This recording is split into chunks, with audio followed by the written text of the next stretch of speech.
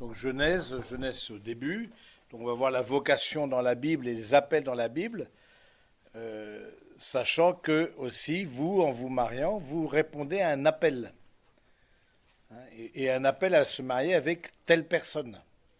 C'est pas l'appel, la vocation au mariage en général, c'est la vocation avec telle personne. Donc vous répondez à un appel. Genèse donc 12, 1 à 3.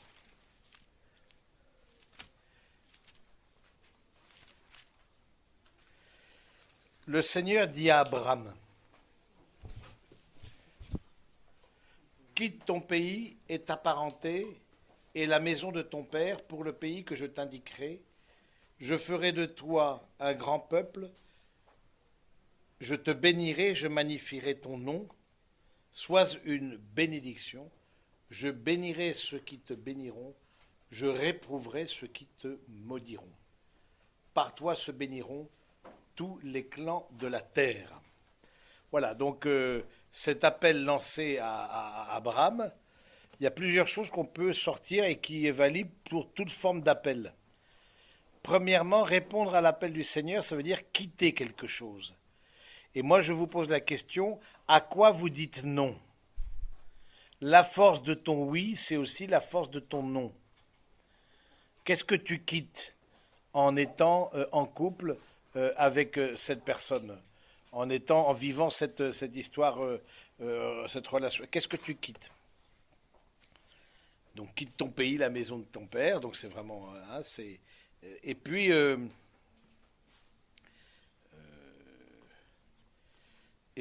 une autre chose, c'est par toi se béniront toutes les clans de la terre. Je trouve ça laisse penser que dans la réponse à l'appel, d'autres sont embarqués. Dans votre oui potentiel, après discernement, etc., eh bien, sont embarqués vos familles, sont embarqués vos amis. C'est une démarche personnelle, mais c'est jamais une démarche solitaire. Rien dans l'Église n'est une démarche solitaire. Dans le oui du frère ce matin, eh bien, il y a aussi d'autres qui sont mis dedans, qui sont contenus. De même, dans le oui d'Abraham, ben voilà, c'est d'autres qui sont contenus. Hein, je bénirai tous les clans de la terre. Donc ça, je pense que c'est... Et ça veut dire aussi que dans votre oui, il y a aussi une fécondité. Une fécondité, la fécondité, c'est pas qu'avoir des enfants pour un couple, mais le fait déjà de vous engager intérieurement auprès de l'autre, ça permet une fécondité, que votre amour porte du fruit. Et c'est ça aussi, c'est prendre conscience que ça me dépasse. D'autres sont impliqués et ça me dépasse, et du coup, voilà, ça c'est une... ensuite, on va prendre un Genèse 17, 1 à 8. On va peut-être pas prendre tout parce que c'est un peu long. Genèse 17, 1 à 8.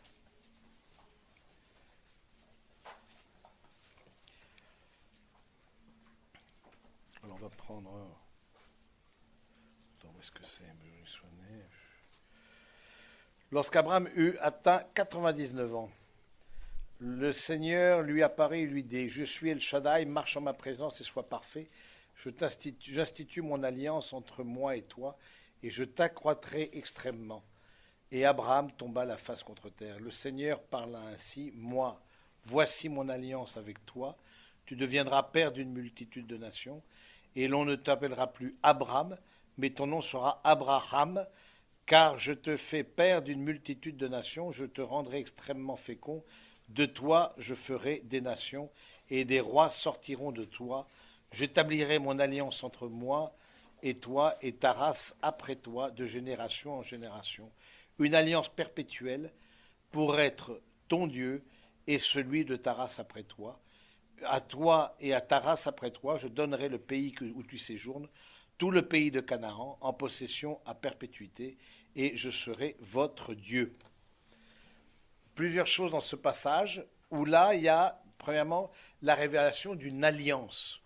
Alors, je dis un tout petit mot sur le sacrement, même si ce n'est pas une préparation au mariage, mais c'est quoi la définition de sacrement?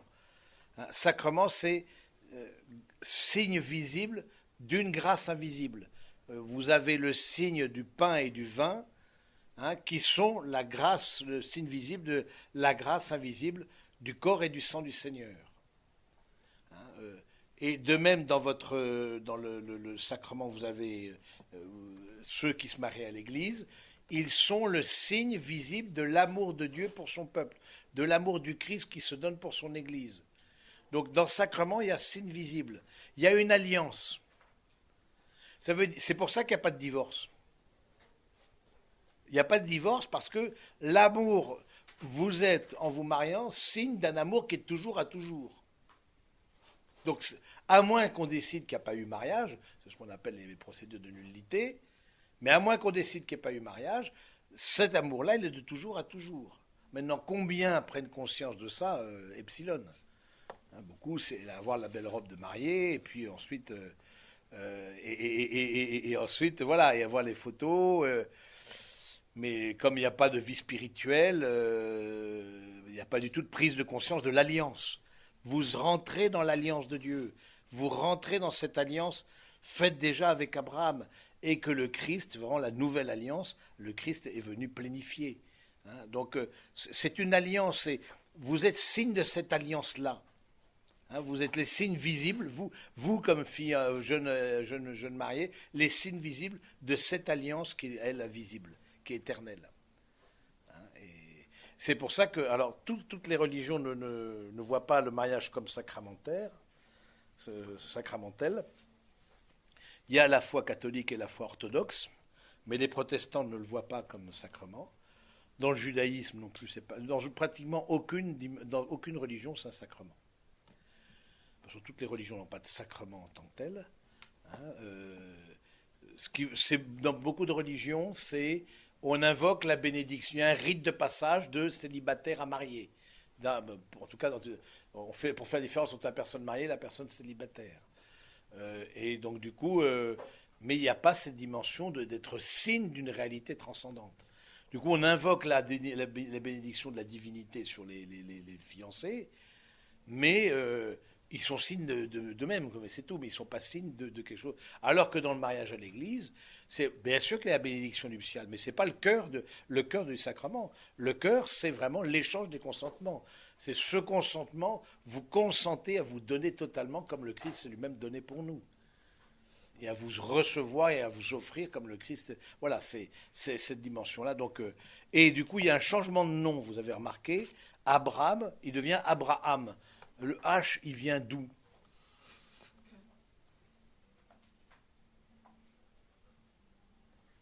Il y a un H qui tombe dans son nom.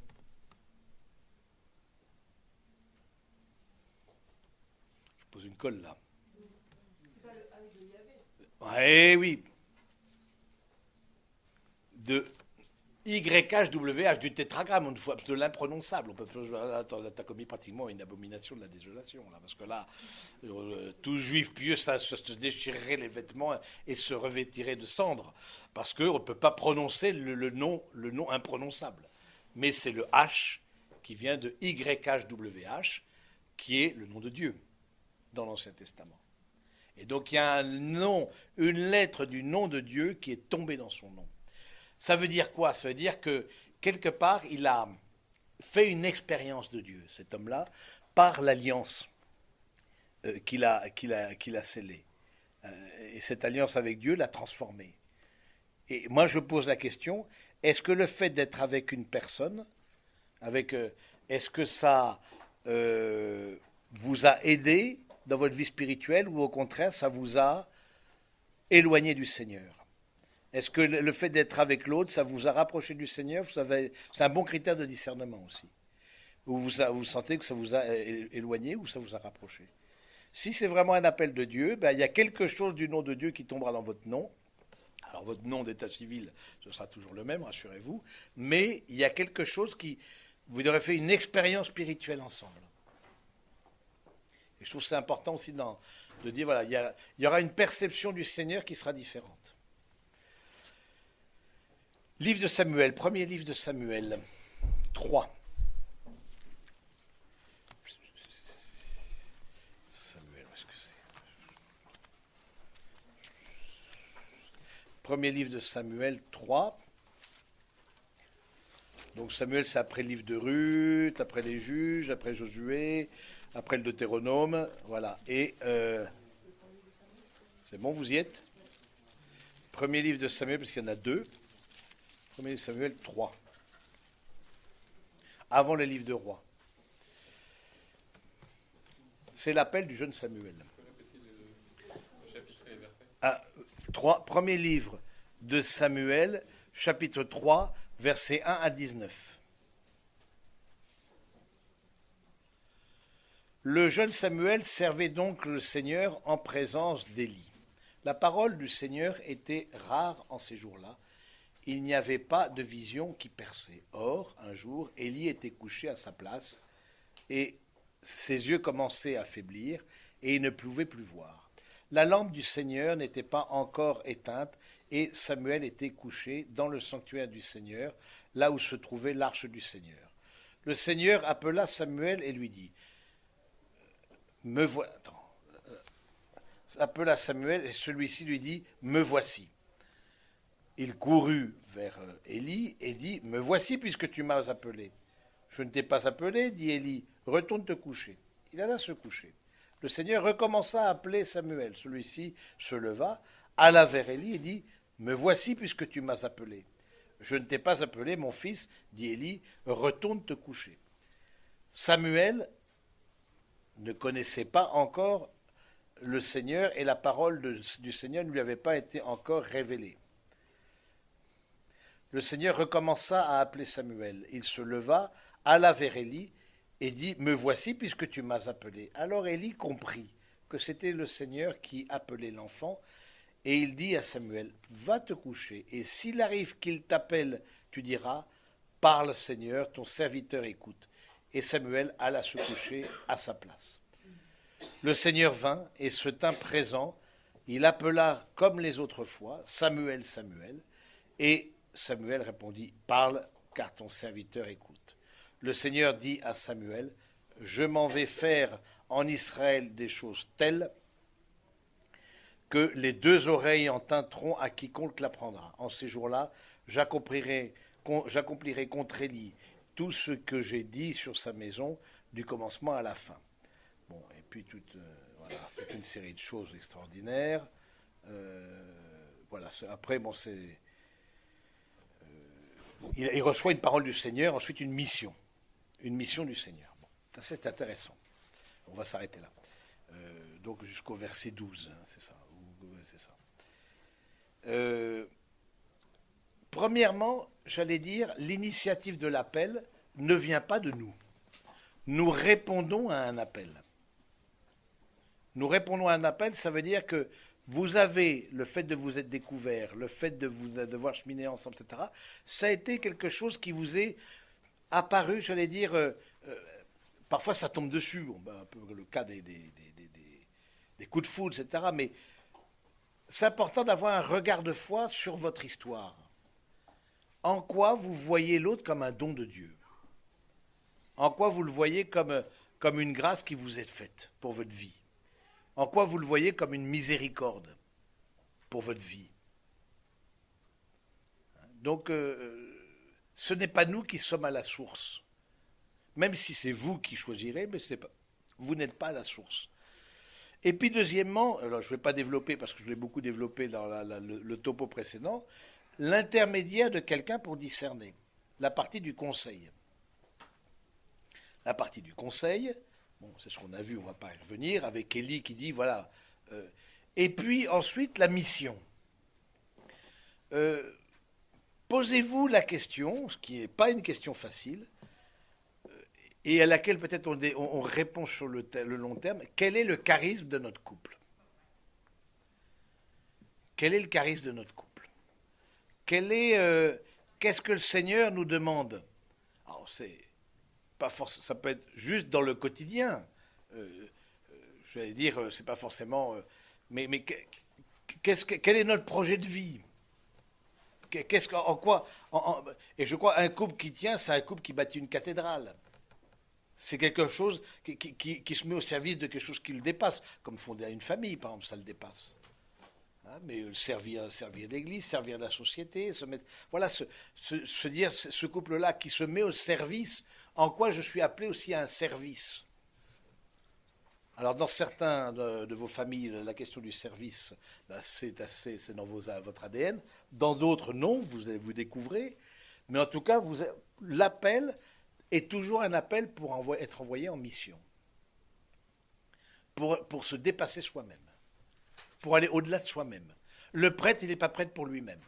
Il n'est pas prêtre pour célébrer sa petite messe à lui, perso, tout seul. Parce que du coup, là, ça fait des gousi-gousi, il a plein d'émotions, il a les larmes qui montent aux yeux, etc. Bon, non. Le prêtre, il est là pour la mission. Mais je vais dire, c'est vrai pour toute vocation. C'est aussi vrai pour la vie matrimoniale. En quoi vous êtes appelé à quelque chose qui vous dépasse. En quoi et je dis ça parce que aussi même si vous n'en êtes pas là, le choix des lectures dans la messe, je pense le choix des lectures, guidez-le par en quoi cette lecture de la parole de Dieu va être une source pour notre couple. En quoi ça va nous aider, la parole de Dieu, elle est lumière. En quoi ça va éclairer notre chemin. Et du coup, vous dites à travers le choix des lectures, à l'assemblée qui est là, vous dites quelque chose de ce que vous voulez vivre. Et je trouve que les périodes où vous êtes peuvent être tout à fait propices pour ça, pour découvrir ce à quoi vous voulez aspirer. On va ensuite dans Isaïe.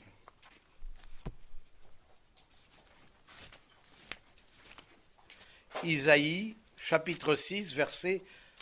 alors, il faut que je vois... on va déjà... Isaïe, chapitre 6...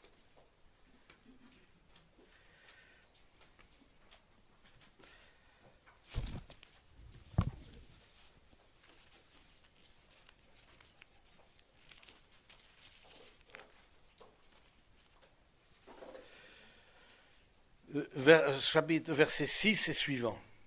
Chapitre 6, verset 6. Donc Isaïe a une vision, il y a ce qu'on appelle une théophanie, vous lirez les versets précédents, il a une théophanie, et du coup il a une vision, et là, et ensuite il y a l'un des séraphins vola vers moi, tenant dans sa main une braise qu'il avait prise avec des pinces sur l'autel. Il m'en toucha la bouche et me dit, voici, ceci a purifié tes lèvres, ta faute est effacée, ton péché est pardonné. Alors j'entendis la voix du Seigneur qui disait, qui enverrai-je? Qui ira pour nous? Et je dis, me voici, envoie-moi. Il me dit, va et tu diras à ce peuple, écoutez, écoutez, ne comprenez pas, regardez, regardez, ne discernez pas, appesantis le cœur de ce peuple, rends-le dur d'oreille, englue-lui les yeux, de peur qu'il ne voie, que ses oreilles qui n'entendent, et son cœur qui ne comprenne, voilà, et qu'il ne se convertisse et ne soit guéri. Bon, voilà, un truc impossible, comme toujours les prophètes, c'est toujours des vocations impossibles. Donc du coup, cette vocation d'Isaïe, il y a plusieurs choses. Premièrement, juste avant ça, il dit malheur à moi, il ne se sent pas digne, Isaïe. Il ne se sent pas digne, et souvent, il croit qu'il ne va pas y arriver. Malheur à moi, on voit au verset 5, malheur à moi, je suis perdu car je suis un homme aux lèvres impures, j'habite au sein d'un pays aux lèvres impures, et mes yeux ont vu le Seigneur, le roi Sabaoth. Voilà, et ensuite là, des séraphins puri. C'est-à-dire qu'on est rendu capable, par la grâce du mariage, on est aussi rendu capable de poser, il y a des... voilà, la grâce ne remplace pas la nature, ça on l'a bien vu, mais vous êtes rendu capable de pouvoir avancer, de vraiment, et d'où l'importance du bon discernement, de bien considérer la partie humaine, etc., tout ce que je vous ai dit, mais de pas perdre de vue, il faut vraiment les tenir les deux en même temps, pas perdre de vue qu'aussi vous êtes accompagné par la grâce de Dieu et rendu capable de répondre à son appel.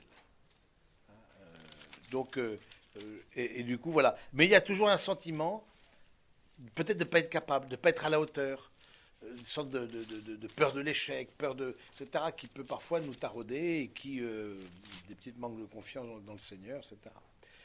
Je propose d'aller voir Jérémie. Jérémie, c'est après Isaïe. Jérémie, chapitre 1. La vocation de Jérémie.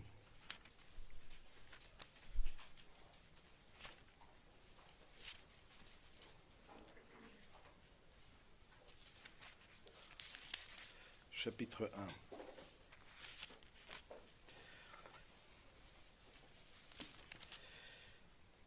Chapitre 1, verset 4.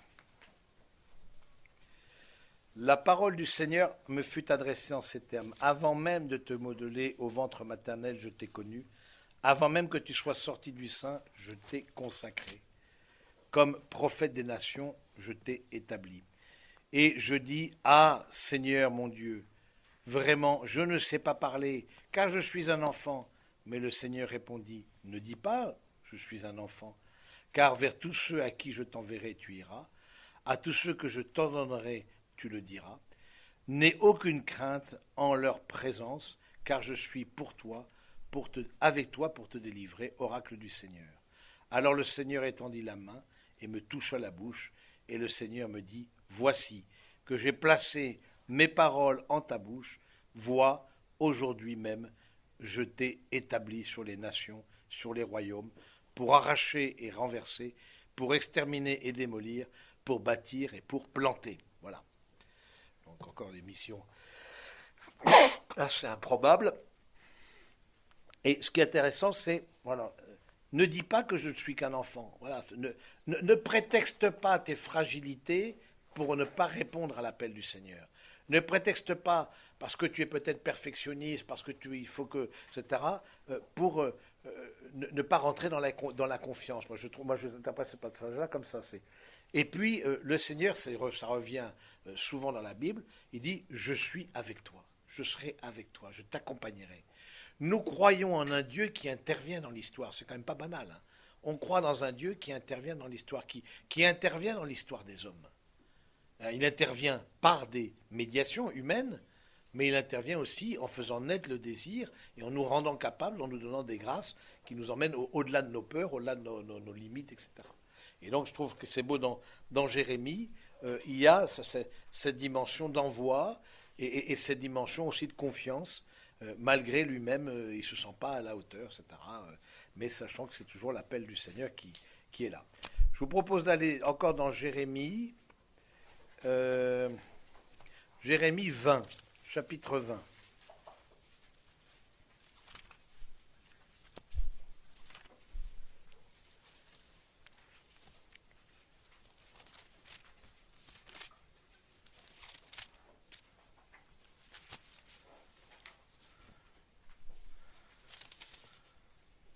Chapitre 20. Non, je suis dans Isaïe là.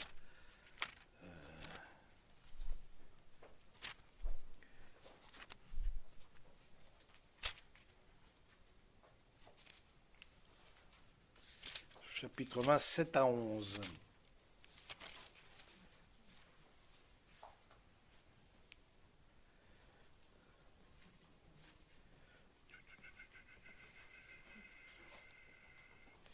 Voilà, Jérémie traverse une crise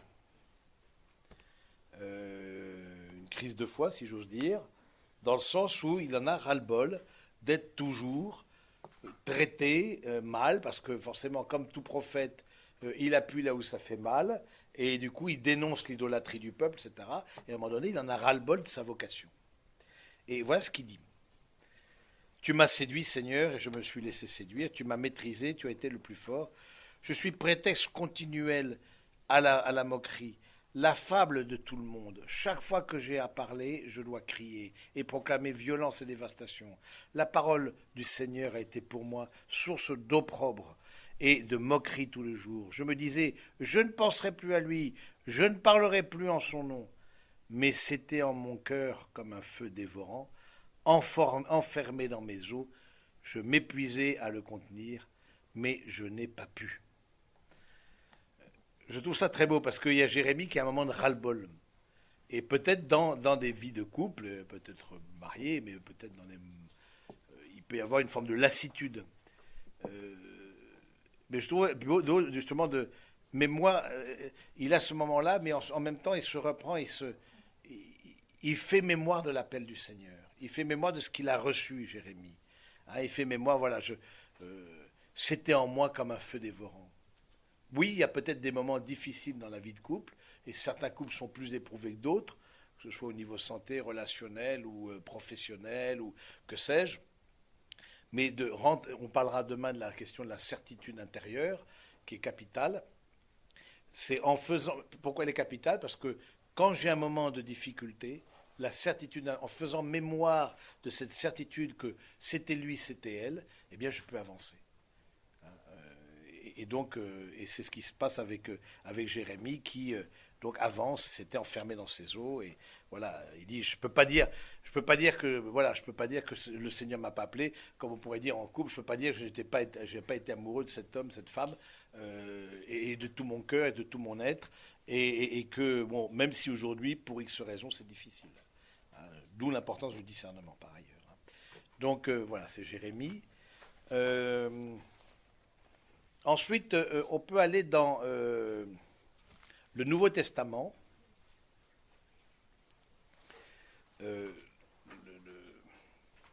Marie, alors on peut aller dans Luc, l'appel de la Vierge Marie, l'évangile de Saint Luc,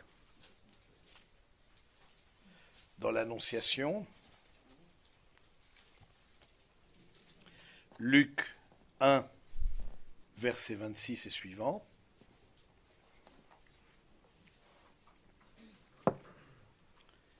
Le 6e mois, l'ange Gabriel fut envoyé par Dieu dans une ville de Galilée du nom de Nazareth à une vierge fiancée à un homme du nom de Joseph et de la maison de David, et le nom de la vierge était Marie. Il entra et lui dit « Réjouis-toi, comblé de grâce, le Seigneur est avec toi. » Avec cette parole, elle fut toute troublée, et elle se demandait ce que signifiait cette salutation. Et l'ange lui dit « Sois sans crainte, Marie, car tu as trouvé grâce auprès de Dieu. Voici que tu concevras dans ton sein et enfanteras un fils, et tu l'appelleras du nom de Jésus. Il sera grand, et il sera appelé Fils du Très-Haut. Le Seigneur Dieu lui donnera le trône de David son père.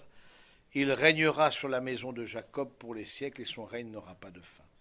Mais Marie dit à l'ange, « Comment cela sera-t-il, puisque je ne connais pas d'homme ?» L'ange lui répondit, « L'Esprit Saint viendra sur toi, et la puissance du Très-Haut te prendra sous son ombre. C'est pourquoi l'être saint qui naîtra de toi sera appelé Fils de Dieu. Voici qu'Élisabeth, ta parente, vient elle aussi de concevoir un fils dans sa vieillesse, et elle en est à son 6e mois, elle qu'on appelait la stérile, car rien n'est impossible à Dieu. Marie dit alors, je suis la servante du Seigneur, qu'il m'advienne selon ta parole, et l'ange la quitta. Voilà, c'est intéressant ce passage où on voit un autre appel dans le Nouveau Testament, et on voit donc comment la Vierge Marie a été appelée par une visite extraordinaire d'un ange. Les anges existent parce que c'est des réalités spirituelles. Dieu n'a pas créé que des réalités simplement matérielles ou matérielles et spirituelles comme nous sommes, mais aussi des réalités exclusivement spirituelles comme les anges. Et je profite pour dire aussi d'invoquer son ange gardien.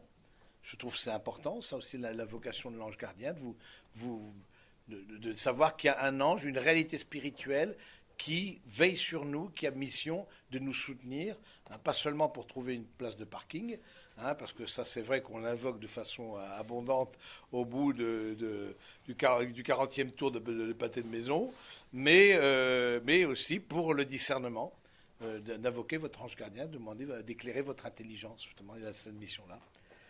Et puis une chose qui est intéressante, c'est Marie, l'ange entra. Alors ça peut paraître anodin, mais je trouve ça intéressant parce que ça veut dire que Marie était chez elle. Elle était chez elle, mais au plan aussi spirituel. Elle habitait son cœur.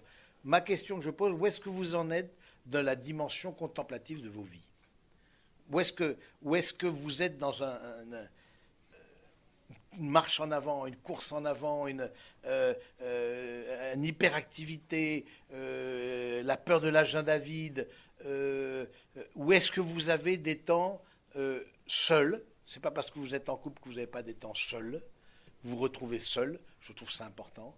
Et de la dimension, au fond, contemplative de vos vies, c'est-à-dire de ressourcement, de dimension de vie de prière, qui vous aide aussi dans ce discernement. Donc on voit que Marie, elle a pu discerner parce qu'elle habitait chez elle, elle était en elle. Hein. Et puis, forcément, elle lui donne une vocation suréminente, extraordinaire. Hein, donc l'initiative vient de Dieu, comme pour l'Ancien Testament. Et puis l'ange lui répondit, voilà, elle se demande, ben, comment est-ce que ça va se faire? Elle n'est pas dans une, comment dire, Marie, elle n'est pas dans un doute.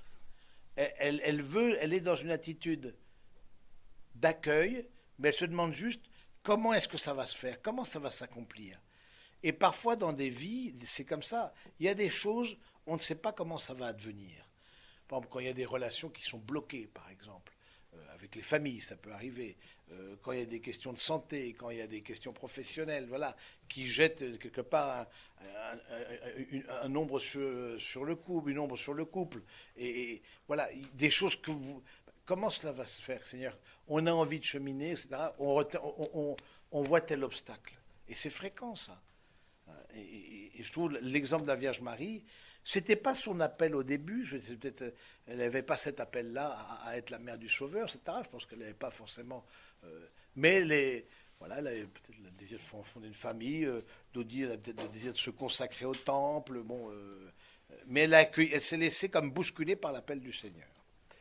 Et puis ensuite, donc, comment cela se fait? Et du coup, ensuite, elle a un signe. Alors la question des signes. Attention, parce que les signes, des signes pour pas tout mettre sur ma déclaration d'impôt, j'en ai beaucoup. Hein, et donc parce que et parfois même du coup je cache des revenus. Vous êtes encore jeune, vous n'avez pas beaucoup de revenus à cacher, mais ceux qui ont peut-être plus de bouteilles, voilà, ont des revenus et on dit mais non, si je mets tout, et parfois même on rationalise et on se dit de toute façon voilà. C'est l'État le premier voleur, donc c'est normal de voler un voleur. Bon, bref, toujours est-il que des signes, il faut faire attention, parce que les signes, on verra demain plus ou moins. Attention de ne pas s'inventer des signes qui nous arrangent. C'est ça que je veux vous dire. De ne pas se mettre des signes qui vont aller dans votre sens. Je ne sais pas quoi. Parfois on pioche une parole de Dieu, vous voyez, dans des retraites, dans un panier. Je ne sais pas quoi, mon père. On a pioché la même parole de Dieu. C'est un signe. Oui ou pas. Voilà, je suis toujours. Alors, les communautés charismatiques, j'éteigne l'enregistrement, mais les communautés charismatiques sont très à voir des signes partout. Alors, bon, c'est très bien, parfait. Bon, moi, je suis peut-être pas cette fois, certainement, mais bon, il y a des signes, je crois, des signes, que Dieu agit dans l'histoire, certainement, mais voilà, le signe a besoin d'être validé par quelqu'un. Il a besoin d'être validé. Et là, elle a un signe. Ta cousine Elisabeth, celle qu'on appelait la stérile, est enceinte. Donc, fais confiance au Seigneur. Et il y a parfois des signes qui sont très clairs dans nos vies aussi. L'appel du Seigneur, hein, comme le frère Adolfo, là, ce matin. Je ne connais pas son histoire de vie, visiblement. À plusieurs fois, le Seigneur a dû s'y reprendre pour taper à sa porte, pour qu'il se décide à une vie consacrée. Il envisageait une vie matrimoniale, etc. Et puis bon. Et le Seigneur l'a rappelé par plusieurs fois. Il y a des choses qui sont quand même très, très prégnantes, très émouvantes aussi, de l'action de Dieu dans nos vies. Et c'est là le regard de foi. Le regard de foi, c'est... On voit la réalité, mais pas simplement de façon horizontale. On voit la réalité en disant, pourquoi ça s'est produit? Pourquoi est-ce qu'on s'est rencontrés, nous? Parce que c'est aussi des rencontres complètement improbables. Dans des lieux improbables, je veux dire, on n'aurait jamais dû se rencontrer, je veux dire, parce qu'on n'était pas du tout du même groupe d'amis, parce qu'on n'était pas du tout du même milieu, ou de la même ville, ou j'en sais rien. Pourquoi est-ce qu'on s'est rencontrés finalement? Et du coup, d'où aussi avoir un regard de foi sur votre rencontre. De dire, c'est peut-être un signe, c'est pas après discernement, c'est peut-être un signe de s'être rencontrés et de cheminer ensemble. Ensuite, il faut voir, il n'y a pas que ça qui compte, mais d'avoir en tout cas un regard de foi là-dessus. Pour terminer, J'aimerais prendre dans Luc aussi le jeune homme riche, qui a euh, une autre, un autre appel. Mais celui-ci, qui n'a pas, Luc 18, qui n'a pas été suivi des faits. Luc 18, versets 18 et suivants. Un notable interrogea en disant, bon maître, que me faut-il faire pour avoir en héritage la vie éternelle? Jésus lui dit, pourquoi m'appelles-tu bon? Nul n'est bon que Dieu seul. Tu connais les commandements, ne commets pas d'adultère, ne tue pas, ne vole pas, ne porte pas de faux témoignages, honore ton père et ta mère. Tout cela, dit-il, je l'ai observé dès ma jeunesse. Entendant cela, Jésus lui dit, tout ce que tu as, une chose encore te fait défaut. Tout ce que tu as, vends-le et distribue-le aux pauvres. Et tu auras un trésor dans les cieux. Puis viens et suis-moi. Mais lui, entendant cela, devint tout triste, car il était fort riche. Voilà un autre appel, mais qui n'a pas abouti, où le Seigneur directement l'a appelé à se consacrer à lui, et il y a quelque chose qui l'a retenu. Il y a quelque chose qui a fait que il a pas, c'est vrai, il y a quelque chose à perdre, je dis, à quitter, à offrir, à ne pas se laisser, voilà, duquel il faut se désapproprier. La vie matrimoniale, c'est aussi une forme d'arrachement. L'engagement, là aussi, on n'en parle pas. C'est une forme d'arrachement. On s'arrache parfois à peut-être un style de couple compensé, puis c'est pas du tout celui qui vient. On s'arrache à des amitiés trop fusionnelles ou à des voilà. Il y a le fait et puis et c'est ça qui fait la beauté de l'amour, c'est cette capacité de don, cette capacité d'offrande de soi-même, parce que je suis dans une logique de don de moi-même. Alors je trouve c'est beau ce jeune homme riche. Voilà, il a été appelé, mais il a regardé plus ce qu'il possédait, c'est-à-dire que toutes ces sécurités humaines, il les a gardées, regardées, etc. Il les a préférées à l'appel du Seigneur. Il les a préférées, au fond, au cheminement de confiance que le Seigneur lui proposait.